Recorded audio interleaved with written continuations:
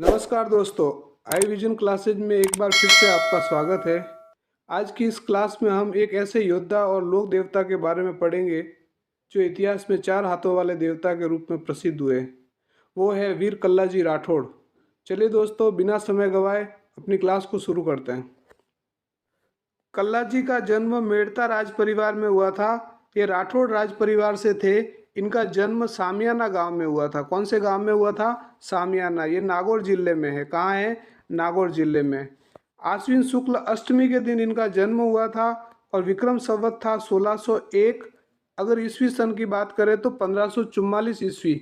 1544 ईस्वी में इनका जन्म हुआ था। इनका बचपन का नाम था केसर सिंह। वीर कल्ला जी का बचपन में नाम क्या था? केसर सिंह। इनके पिताजी का नाम था आस सिंह, जो कि सामियाना जागीर के राव थे। इनके पिताजी कहाँ की जागीरी के राव थे? सामियाना की जागीरी के राव थे। इनकी माता का नाम श्वेत कंवर था, जो शिवजी की बड़ी भक्त थी और शिवजी की भक्ति के कारण आशीर्वाद के रूप में ही कल्ला जी का जन्म हुआ था। कृष्ण भक्त मीराबाई इनकी बुआ लगती थी। इनकी बुआ कौन थी? कृष्ण भक्त मीराबाई। प्रसिद्ध योगी भैरवनाथ से इन्होंने योग की शिक्षा प्राप्त की थी। तो इनके गुरु कौन थे? प्रसिद्ध योगी भैरवनाथ। कल्ला जी को औषध विज्ञान का भी अच्छा ज्ञान था और शस्त्र संचालन में भी वो माहिर थे। तो दो तीन फैक्ट याद रखना। एक तो बचपन का नाम क्या था? केसर सिंह।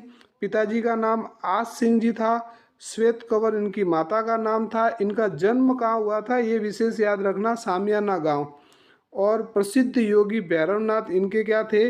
गुरु थे। उन्हीं से उन्होंने योग की शिक्षा प्राप्त की थी। जयमल मेड़तिया कल्ला जी के चाचा थे। कहीं कहीं इनको बताया गया है कि जयमल मेड़तिया है वो इनके भाई थे। तो कल्ला जी के चाचा कौन थे? जयमल मेड़तिया। कल्ला जी को शेषनाग का अवतार भी माना जाता है। कल्ला जी को क्या माना जाता है? शेषनाग का अवतार माना जाता है। वीर कल्ला जी को चार हाथों वाले देवता के रूप में भी जाना जाता है। अन्य नाम कल्ला जी के कुछ और भी नाम थे, जैसे केहर, कल्याण, कमध्वज, बाल ब्रह्मचारी, योगी और कमधन। तो ये अन्य नाम भी याद रखना थोड़े। 1562 ईस्वी में जब अकबर ने नागौर पर आक्रमण किया, तब कल्लाजी और उनके चाचा जयमल मेवाड़ के महाराणा उदय सिंह की शरण में चले गए। ऐसा होता है कि 1562 में अकबर ने आक्रमण कर दिया था। कल्लाजी और इनके चाचा जयमल ने मुगल सेना का डटकर मुकाबला करा था, लेकिन मुगल सेना बहुत ज़्यादा थी। तो वो उनको जब हार अपनी निश्चित दिख रही थी, तो उसके बाद में वो वहाँ से क्या करते हैं? मेवाड़ चले जाते हैं। किसके पास चले जाते हैं? उदय सिंह जी के पास में। और उदय सिंह जी की शरण में चले जाते हैं। उदय सिंह जी इनका पूरा सम्मान के साथ में इन योद्धाओं का स्वागत करते हैं। और उसके बाद में कल्ला जी को तो उदय सिंह जी ने रनेला की जागीरी दी थी। कौन सी जागीरी दी? रनेला। ये रनेला कहाँ आया हुआ है? सलूम्बर के पास, उदयपुर में। और उनके जो चाचा जयमल मेड़तिया थे, उनको बदनौर की जागीरी दी। तो उदय सिंह जी ने उनको पूरा सम्मान दिया। कल्ला जी को रनेला का जागीरदार बना दिया और जयमल मेड़तिया को कहाँ का जागीरदार बना दिया? बदनौर का। कल्ला जी का विवाह शिवगढ़ की राजकुमारी कृष्णा कंवर से तय हुआ था। कल्ला जी का जो शादी है वो किससे तय हुई थी? कृष्णा कंवर। कहाँ की थी राजकुमारी? ये शिवगढ़ की थी। जिस दिन कल्ला जी शादी करने बारात लेकर शिवगढ़ पहुंचे, अभी तो तोरण पर पहुंचे ही थे, तभी मेवाड़ से एक सैनिक समाचार लेके आता है कि मुगल सेना ने चित्तौड़ पर आक्रमण कर दिया है। मेवाड़ के महाराणा ने और जयमल मेड़तिया ने आपको याद किया है। कल्ला जी ने राजकुमारी कृष्णा कंवर से वरमाला अपने गले में डाल राजकुमारी को वापस लौटने का वचन दिया और अपनी सेना लेकर चित्तौड़ के लिए रवाना हो जाते हैं। ये बात 1567 की है। अकबर ने चित्तौड़ के किले पर आक्रमण किया था और किले को घेर लिया था। राजपूत सरदारों के आग्रह पर उदय सिंह जी किले की रक्षा का भार जयमल मेड़तिया और कल्ला जी, पत्ता सिसोदिया और ईश्वरदास को सौंपकर परिवार सहित उदयपुर की तरफ चले जाते हैं। अकबर की सेना ने चित्तौड़ किले को चारों तरफ से घेर लिया था। बार बार तोपों के आक्रमण से किले की कई दीवारें टूट चुकी थी। एक रात्रि जब जयमल टूटी हुई प्राचीर की मरम्मत मशाल की रोशनी में करा रहे थे। जयमल कौन थे? जयमल कल्ला जी के चाचा जी थे। तब अकबर ने मशाल की रोशनी को देखकर संग्राम नामक बंदूक से निशाना साधा और गोली चला दी। अकबर ने कौन सी बंदूक से गोली चलाई थी? याद रखना, संग्राम। जिसकी गोली राव जयमल की जांग में लगी और जयमल घायल होकर चलने लायक नहीं रहे। दुर्ग के सेनाध्यक्ष जयमल के घायल होने पर पूरे दुर्ग में शोक की लहर छा गई। तो इस तरह से अकबर की सेना ने चित्तौड़ के दुर्ग को घेर लिया था और बार बार हमले करके दीवारों को तोड़ने की कोशिश कर रहे थे।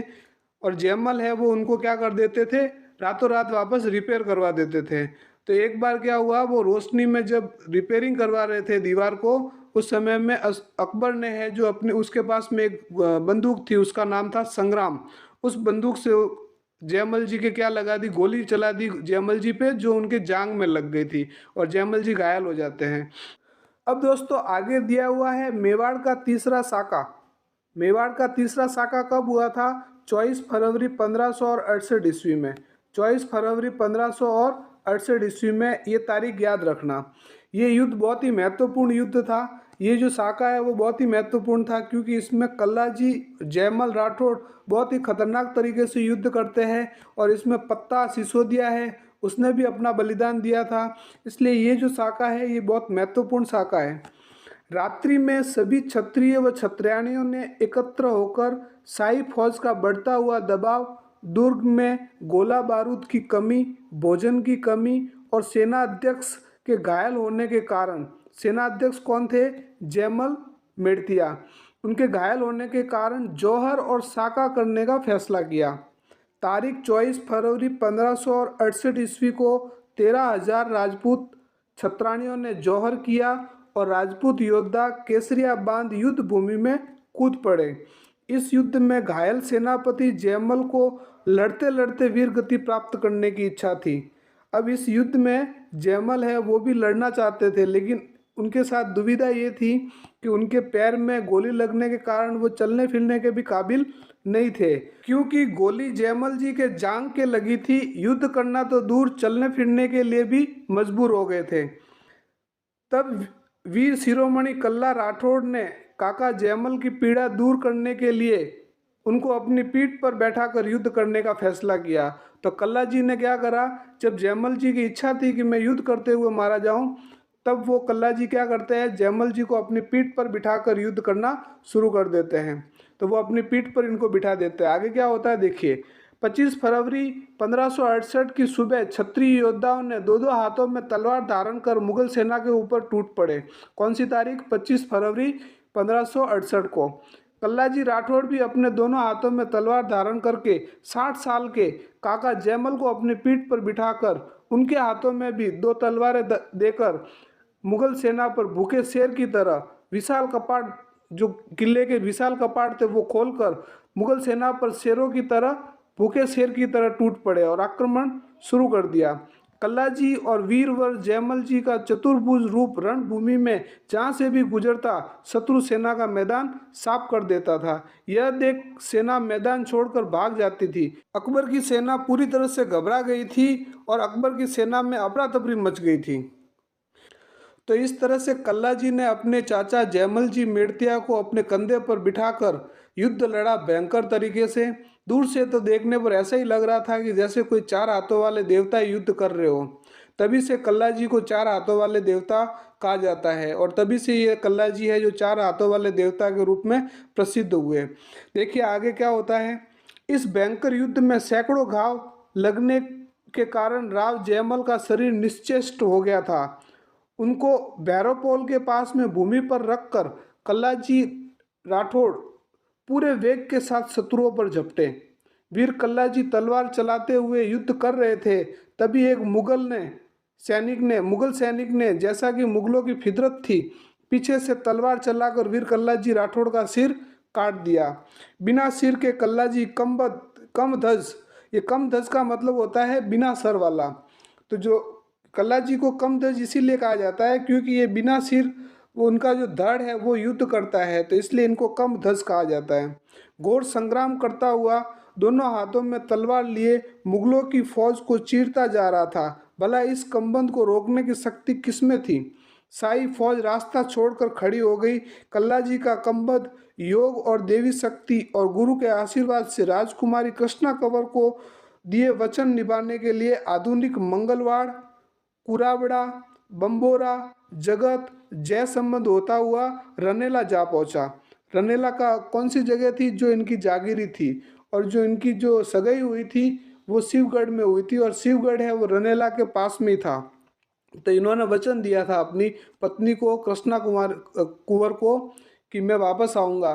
तो ये जो इनका सर है, धड़ से अलग होने के बाद में भी ये युद्ध लड़ते लड़ते कहाँ पहुँच जाते हैं? रनेला पहुँच जाते हैं। कहाँ पहुँच जाते हैं? रनेला पहुँच जाते हैं। रनेला में कृष्ण कंवर कल्ला जी के धड़ को अपनी गोद में लेकर सती हो जाती है। जब इनका जो धड़ है वो लड़ते हुए रनेला पहुंचता है, तो कृष्णा कंवर को पता चल जाता है कि वो कल्ला जी है वो आ रहे हैं अपना वचन निभाने के लिए। तो कृष्णा कंवर पहले से ही रनेला जाके खड़ी वहाँ उनका इंतजार करती है, और फिर जैसे ही उनका धड़ वहाँ आता है तो वो उनके धड़ को अपनी गोद में लेकर क्या हो जाती है? सती हो जाती है। इसीलिए कल्ला जी की जो शक्तिपीठ है वो रानेला में है। कहाँ पर है? ये रानेला। इस रानेला को कहीं कहीं पे रुंडेला, रुंडेला शब्द भी दिया हुआ होता है, रुंडेला।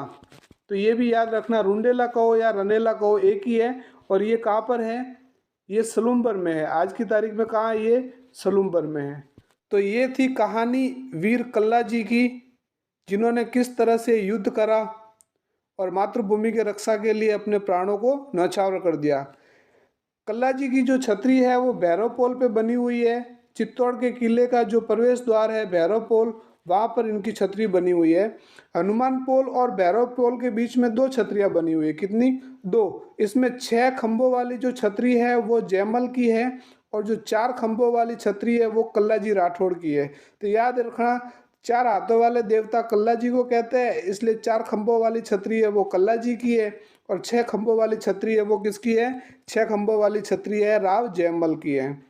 ठीक है, आगे देखो। डूंगरपुर के पास सामलिया गांव, कौन सा गांव? सामलिया गांव में कल्ला जी के काले पत्थर की मूर्ति की पूजा की जाती है। तो सामलिया गांव के अंदर कल्ला जी की कैसी मूर्ति बनी हुई है? काले पत्थर की मूर्ति बनी हुई है। इस मूर्ति पर प्रतिदिन केसर और अफीम चढ़ाई जाती है। कहाँ पर? सामलिया गांव में। वहाँ पर जो मूर्ति बनी हुई है काले पत्थर की, उसके ऊपर प्रतिदिन क्या चढ़ाया जाता है? केसर और अफीम चढ़ाई जाती है। जागीरी गांव रुंडेला या रानेला में आदि स्थान, आदि स्थान का मतलब होता है कि जो इनका शक्तिपीठ है। रुंडेला कहो या रानेला कहो एक ही है। कहीं कहीं रनेला, रानेला, रुंडेला लिखा हुआ होगा, तो आप उसको एक ही समझना है। उसके पास में ही माँ सती कृष्णा कुमारी का चबूतरा बना हुआ है। जो इनकी पत्नी थी कृष्णा कुंवर, जिन्होंने इनके धड़ को अपने गोद में लेकर जो सती हुई थी, उनके जो चबूतरा बना हुआ वो भी कहाँ बना हुआ है? उनके मंदिर के पास में, रानेला में। मेला इनका कब पड़ता है? इनका मेला पड़ता है आश्विन शुक्ल नवमी के दिन। इनके मंदिरों के जो पुजारी होते हैं वो सर्पदंश का इलाज करते हैं। क्या करते हैं? सर्पदंश का इलाज करते हैं। आप ध्यान रखना, यहाँ पे 2 शब्द दिए हुए, एक तो सामलिया और एक दिया हुआ सामियाना। तो ये सामलिया है वो डूंगरपुर में। कहाँ पर है? डूंगरपुर। और जो सामियाना है वो मेड़ता के पास में है, नागौर में। कहाँ है? मेड़ता के पास। यहाँ पर इनका जन्म हुआ था। यहाँ पर क्या हुआ था? जन्म। सामियाना में इनका क्या हुआ था? जन्म हुआ था 1601 विक्रम संवत, और अगर ईस्वी सन की बात करें तो 1544 में। और ये जो सामलिया है, सामलिया में इनका क्या बना हुआ है? काले पत्थर की मूर्ति का जो मंदिर है, यहाँ पर जो मंदिर है उसमें क्या है? इनके काले पत्थर की मूर्ति बनी हुई है। और उसमें क्या चढ़ता है हमेशा? यहाँ पर हमेशा केसर और अफीम चढ़ाई जाती है। तो दोस्तों, इस वीडियो में कल्ला जी के बारे में दी गई जानकारी आपको कैसी लगी? कमेंट बॉक्स में ज़रूर बताएं। वीडियो को लाइक करें, चैनल को सब्सक्राइब करें, और फिर मिलते हैं एक और नए वीडियो के साथ में। तब तक के लिए जय हिंद।